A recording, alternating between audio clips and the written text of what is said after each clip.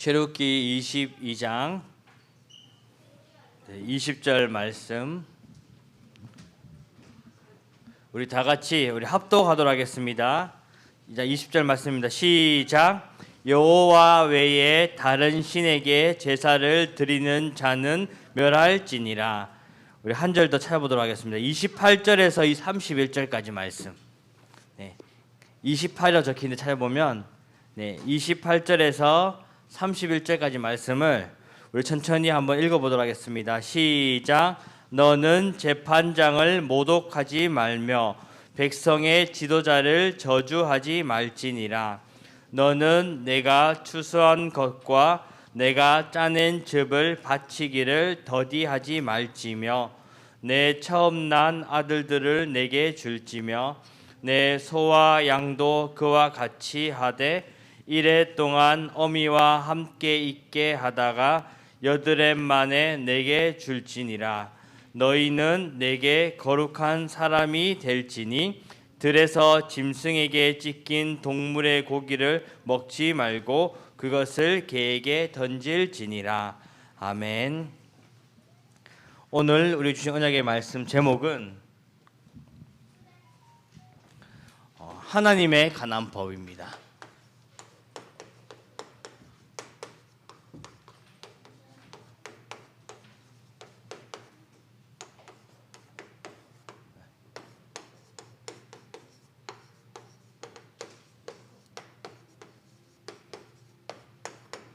하나님에 관한 법. 그 전에 우리 2022년 우리 주신 언약이 있죠. 2022년 하나님께서는 렘넌트들의 나는 누구인가, 이 정체성을 확인하라고 하십니다. 정체성. 나의 정체성이 뭘까요? 나는 한번 따라해 보세요. 나는 복음 가진 렘넌트 남은 자입니다. 복음 가진 남은 자입니다. 그리고 두 번째로 나는 전도하는 순례자입니다. 나는 전도하는 순례자입니다. 우리 한 번 더 따라해 볼까요? 세 번째로 나는 복음을 전파하는 정복자입니다. 나는 복음을 전파하는 정복자입니다. 하나님께서는 우리 렘넌트들을 복음 가진 남은 자로, 그 복음을 전달하는 순례자로, 그리고 정복자로 부르셨습니다. 이 언약이 우리 올해 우리 렘넌트들이 붙잡아야 될 언약이죠. 3월달 이제 이번 주가 마지막인데 3월달 우리에게 주신 언약이 뭘까요? 렘넌트들이 해야 될 것이 이 3월달 구원의 누림이죠. 하나님 자녀가 누려야 될 최고 축복이 바로 이 구원입니다. 구원. 하나님 만나는 체험을 통해서 이 구원의 축복을 누릴 수 있죠. 구원이라는 것은 하나님이 나를 하나님 자녀로 삼아 주신 것에 대한 믿음이죠. 그렇죠? 근데 그것을 하나님 만나는 체험을 통해서 우리가 누릴 수 있습니다. 렘넌트들이 누려야 될 게 뭘까요? 그러면 렘넌트들은 이 눈에 보이지 않는 것, 눈에 안 보이는 것, 이 눈에 안 보이는 것을 통해서 하나님을 체험할 수 있습니다. 눈에 안 보이는 것은, 눈에 안 보인다는 것은 중요하다는 거겠죠. 우리가 공기가 눈에 안 보이지만 중요한 것처럼 성삼위 하나님, 이 성삼위 하나님을 우리가 누려야 되는 것입니다. 그걸 체험해야 되는 거죠. 하나님께서 지금 나와 함께 계시고 내가 가는 그 길을 인도해 가시고 나의 모든 것을 책임지시고 내가 가는 곳마다 역사하신다는 것을 렘넌트들이 체험해야 되는 것입니다. 그러면 하나님께서는 그거를 체험한 렘넌트를 통해서 렘넌트들의 미래를 준비해 가시는 것이죠. 이것이 렘넌트가 누릴 구원의 축복입니다. 오늘 제목은 하나님에 관한 법입니다. 세상에 보면 사회적으로나 우리 오늘 읽지 않았지만 이 사회적으로나 그리고 복지적으로 내가 어떻게 도덕적인 삶을 살아야 되는지 나옵니다. 우리 앞에 오늘 읽지 않았는데 사회적 도덕에 관한 법은 뭘까요? 사회적으로. 네. 사회적으로는 것은 우리가 나쁜 짓을 하지 말고 도둑질도 하지 말고 누구를 괴롭히거나 거짓말을 하지 말고 이런 모든 것이 사회적인 거죠. 네.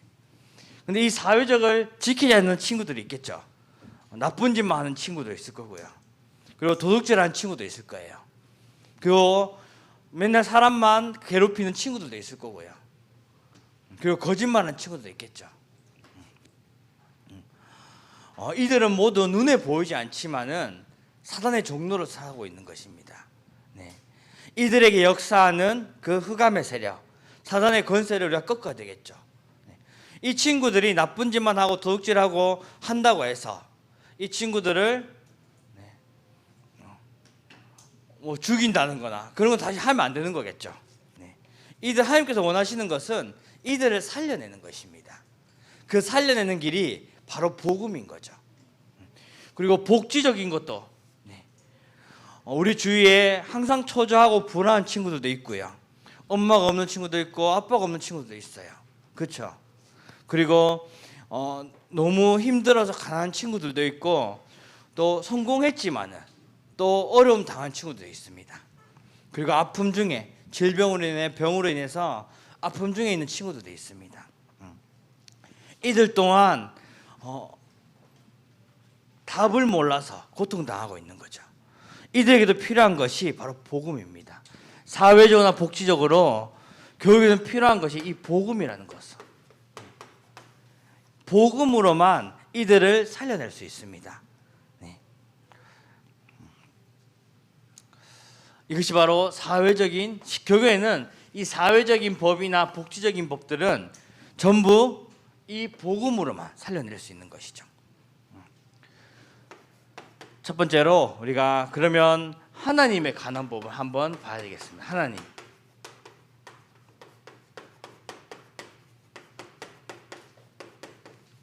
우리 이런 것도 중요하지만은 우리가 중요한 가장 중요한 하나님에 관한 법.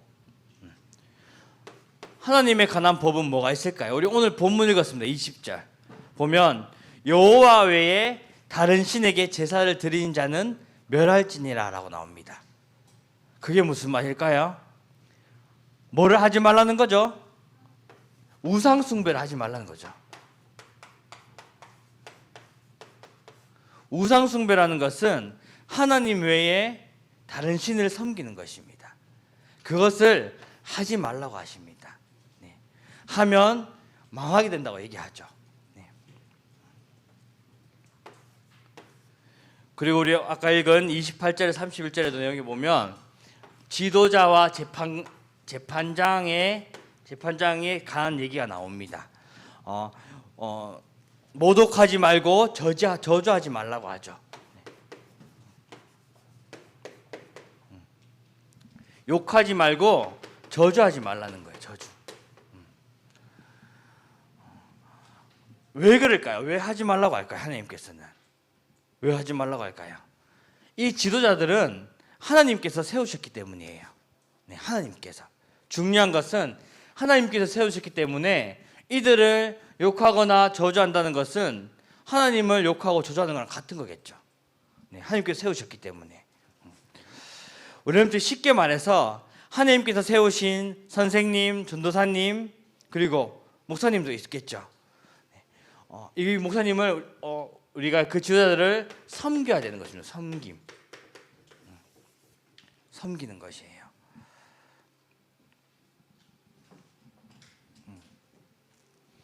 섬기라는 것은 이분들에게 주시는 말씀 붙잡고, 왜냐하면 목사님도 비록 사람이고 앞에서 메시지 하지만은 목사님도 기도로 준비하고 하나님께 주신 말씀 가지고 전달하고, 우리 렘넌트들도 그것을 목사님 말로 듣는 것이 아니라 하나님께서 주신 언약을 붙잡아야 되는 것입니다.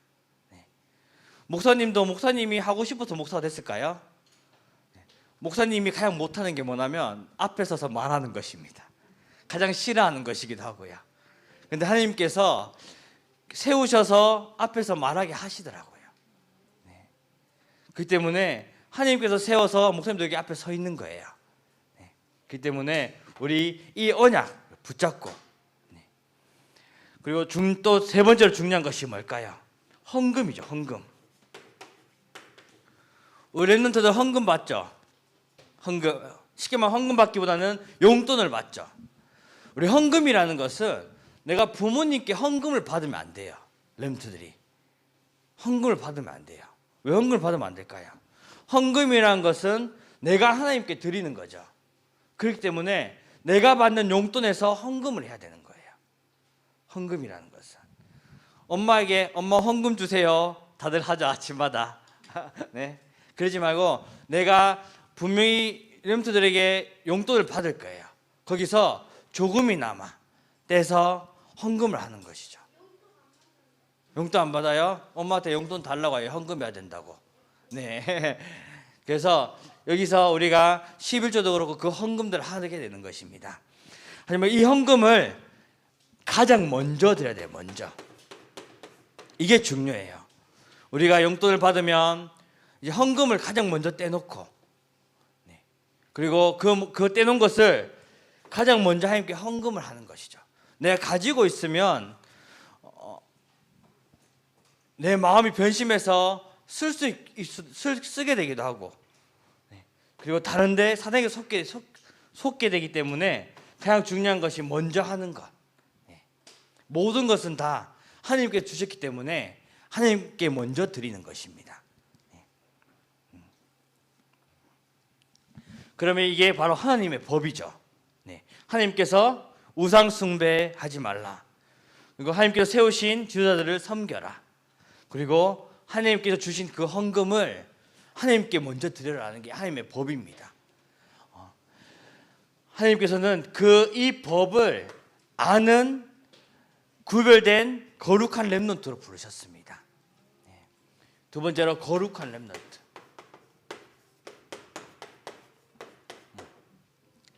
하나님의 법을 알고 그 지키는 자. 그것이 바로 거룩한 렘넌트입니다. 이 거룩이라는 말이 뭘까요?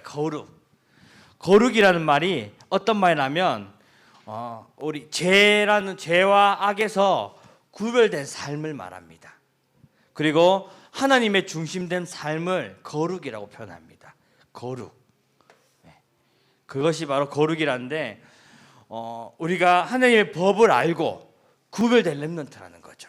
하나님 앞에. 그래서 이 거룩한 렘넌트는 미리 정복한 렘넌트입니다. 미리 정복한 렘넌트. 미리 정복이라는 것은 하나님께서 나에게 주신 위에서 내리는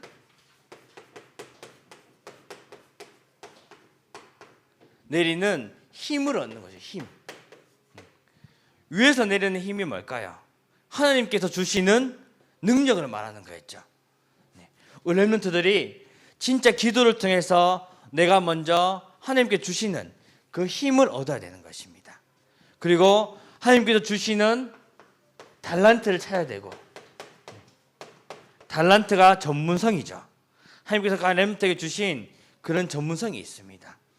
중요한 것은 하나님께 주시는 것을, 그리고 하나님께서 주시는 미션을 붙잡는 것입니다.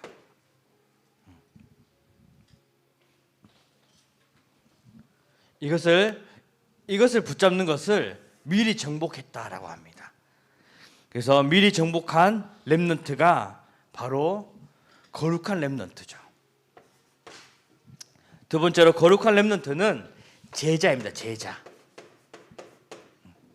어떤 제자일까요? 어떤 제자? 사도행전 1장 1절, 3절, 8절. 우리 하나님께서는 렘넌트들을 이 그리스도의 제자로 부르셨습니다. 하나님 자녀로서 이 그리스도를 증거하고 전달하는 그리스도의 제자로 부르셨습니다. 그리고 보좌의 응답을 누리는 렘넌트로 부르셨죠. 보좌의 응답을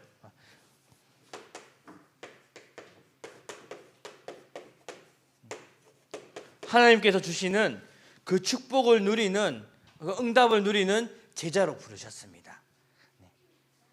이것이 바로 사도행전 1장 3절에 하나님 나라죠. 하나님 나라. 하나님 나라를 누릴 제자로 부르셨습니다. 그리고 사도행전 1장 8절에 시대를 살릴, 이 시대를 살릴 렘넌트로 제자로 부르셨습니다. 이 시대는 나와 교회와 현장 살림, 이걸 보고 3시대라고 하죠. 나와 교회와 내가 가는 이 현장 살릴 제자로 부르셨습니다. 그래서 렘넌트들이 진짜 나는 하나님께서 나를 거룩한 렘넌트로 부르셨다, 절대 잊지 않아야 됩니다.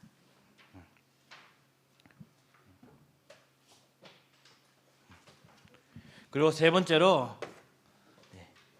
거룩한 렘넌트는 영적 군사입니다. 영적 군사. 에베소서에 보면 에베소서 6장 11절에서 18절에 보면 하나님께서는 렘넌트들을 영적인 군사로 부르셨습니다. 이 영적 군사라는 것은 칼, 총 들고 나가서 싸우는 게 아니에요. 지금 우크라이나에 전쟁을 하고 있죠. 칼, 총 들고 싸우는 것이 아니라 우리의 싸움은 사탄과의 전쟁, 맞아요. 마귀와의 전쟁이죠. 마귀가 눈에 보일까요? 안 보이죠. 어떻게 싸울까요? 우리가 기도로서, 말씀으로서, 전도로서 싸우는 영적 군사입니다. 그런 영적 군사로 부르셨습니다. 거룩한 렘넌트는 미리 정복한 렘넌트고요, 제자이고요, 그 영적 군사인 거죠. 그것이 바로 우리 렘넌트라는 것입니다. 그러면 우리 렘넌트들이 할 일이 있겠죠. 하나님께서 법을 주셨어요. 근데 그 법을 주셨는데 그 법을 지키고 구별된 렘넌트로 부르셨습니다. 그러면 내가 할 일이 있겠죠. 어떻게 하면 될까? 할 일. 렘넌트가 할 일.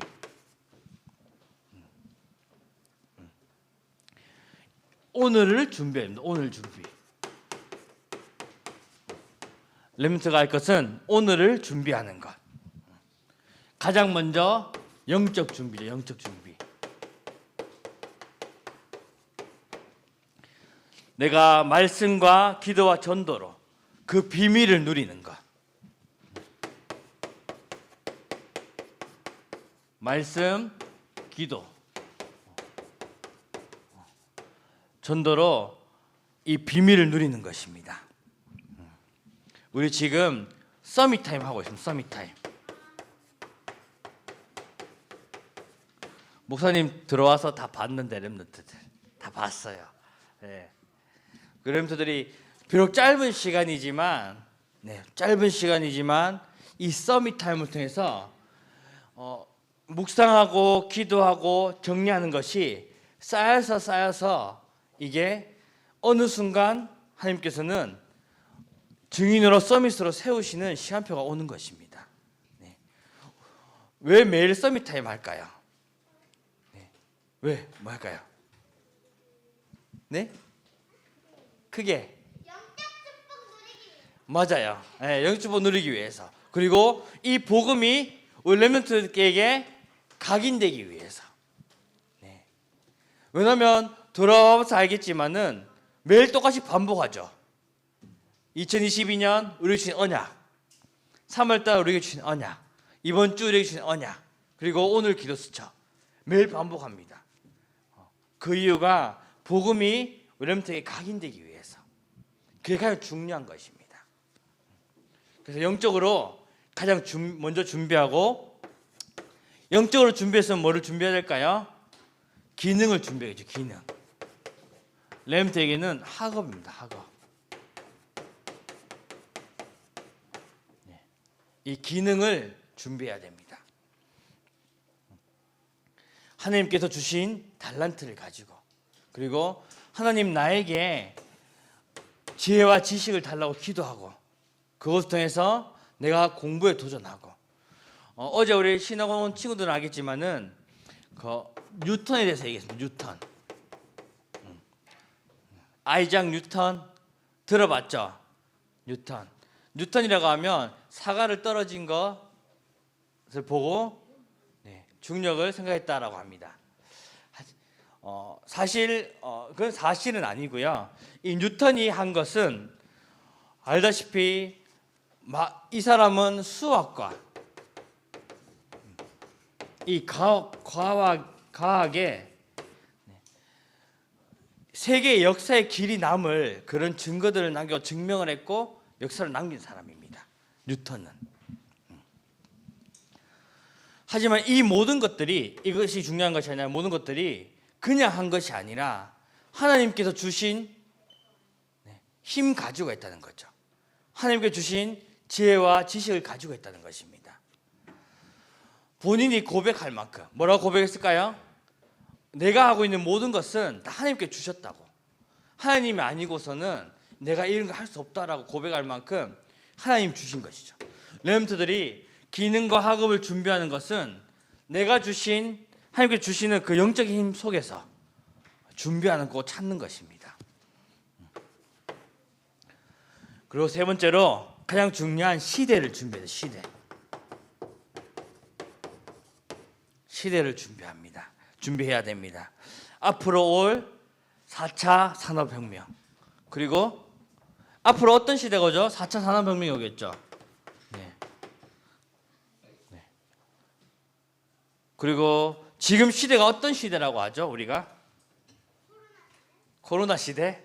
코로나 시대가 맞는데 그또 무슨 시대라고 하죠? 우리가 보지 않고 비대면 시대라고 합니다. 보지 않고 미디어로 보는 비대면 시대예요. 이 비대면 시대는 우리가 어디 가지 않아도 누구나 다 그 시간대에 같이 볼 수 있고 같이 참석할 수 있는 엄청난 시대인 거죠. 지금은. 우리 올해 초에 그 구역 예배를 했습니다. 구역 예배 뭘 했을까요? 줌으로 했습니다. 그런데 평상시에 우리가 2년 전에 직접 가서 한 것보다 더 많은 사람들이 참석하고 더 많은 사람들이 같이 말씀 나누는 시간이 되었습니다. 각자의 현장에서.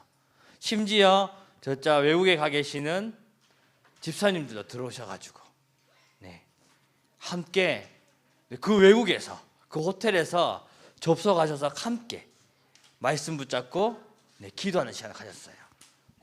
지금 점점 그런 시대가 오겠죠. 그리고 영적으로 이 질병 시대, 영적으로 질병 시대가 올 것입니다. 이 영적 질병이라는 것은 의학으로 고칠 수 없는 시대가 오는 거예요. 다른 말로 말하면 정신병 시대라고 하죠. 정신병은 의학으로도 고칠 수가 없죠. 약으로 좀 약간 완화시킬 수 있어도 교회는 그 약을 끊게 되면 다시 발생하는 고칠 수 없는 병입니다. 이것은 진짜 그리스도 복음밖에 치유할 수가 없는 것이죠. 그런 시대가 오는 것입니다. 우리가 이 시대를 보고 렘트들이 준비하는 것이죠. 이 시대를 보고 기능을 준비하는 것입니다. 학업들을.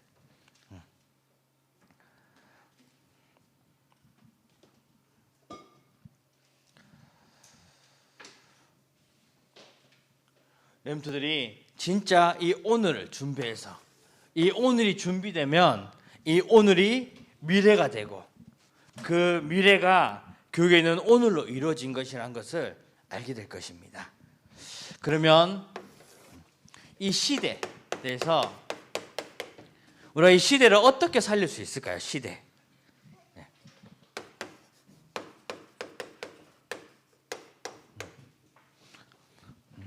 시대를 어떻게 살릴 수 있을까요? 세계복음화. 세계복음화하기 위해서는 뭐가 필요하죠? 복음이 필요하죠. 말 그대로 복음화예요. 세계복음화. 이 복음만이 이 시대를 살릴 수 있습니다. 이 복음이 바로 뭐죠? 그리스도죠. 이 복음이 그리스도입니다. 이 그리스도의 뜻은 기름 부음 받은 자, 참왕, 참 제사장, 참 선지자 대신 그 그리스도를 말하는 것입니다. 그 그리스도를 우리가 전달하는 것, 그것을 가지고 전도라고 합니다. 그리고 다른 문화권에 전도하는 것을 선교라고 하죠. 이것이 시대 살리는 방법인 것이죠. 우리가 기도하고 있는 237 복음화, 세계 복음화, 그것이 바로 시대 살리는 길인데 그들에게 이 복음 그리스도를 전달하는 것입니다. 그래야지 우리가 시대를 살릴 수 있습니다. 우리 렘트들이 진짜 영적으로 기능 시대를 준비하여 237 하나 살리는 거룩한 렘넌트의 축복 누리시기를 주님의 이름으로 축복합니다. 기도합니다. 하나님 아버지 감사드립니다. 우리를 거룩한 렘넌트로 축복받은 렘넌트로 불러주심을 참으로 감사드립니다. 우리 렘넌트들이 영적으로 준비하여 기능으로 준비하여 시대를 살릴 237 하나 살릴 거룩한 렘넌트의 축복 누리게 인도하여 주옵소서. 예수 그리스도 이름으로 기도합니다. 아멘.